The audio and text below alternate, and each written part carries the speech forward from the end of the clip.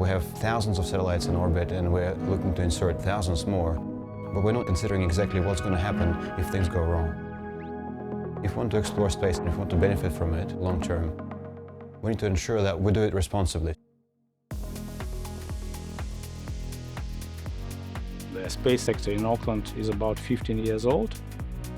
It grew on the back of the success of Rocket Lab, and it's become a vibrant, significant sector. It contributes more than $1 billion to the New Zealand economy and accounts for more than 45% of all New Zealand space companies. At Zena, we've developed the world's first magnetic engine for satellites. It is solar-powered and it can position a satellite very precisely in space so that we can do things like satellite pointing or in-space assembly, servicing and maintenance. Our objective is to reduce the dependency of the aerospace sector on the finite resources of Earth. At Front Space Systems, we develop drag sail systems to dispose of spacecraft at the end of the mission. We think of space as being a complete vacuum. Actually, there's a very small amount of atmosphere there. The spacecraft do experience drag. By increasing the area of the spacecraft at the end of their mission, we can actually bring them down sooner and stop contributions to space debris.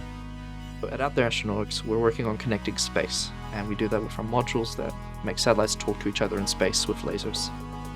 Every satellite right now uses radio, and that's very inefficient in terms of speed, security. Everything that works with satellites, agriculture, forestry, natural disasters, is very limited by that. What we're developing is the new network or infrastructure for that, so we can overcome those challenges. Auckland's space sector is growing quite rapidly, quite close-knit, everyone knows everyone. So there's a lot of collaboration and knowledge about what other people are up to. Everything's very connected and very close by, right? I can go across the road and get satellite testing facilities, or I could go talk to Zeno or other companies and get advice on those kinds of things. The Space Institute at the University of Auckland is playing a critical role in the sector by training new talent and spinning out new innovative startups.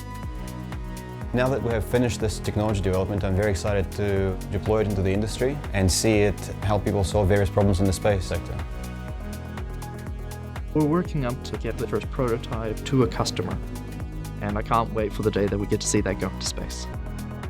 We're getting our first systems onto orbit in the next few weeks. We're really excited about the potential growth of this sector and what we can do as a company.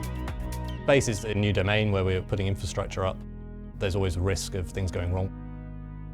We need to manage what we're putting into space so we can use space sustainably.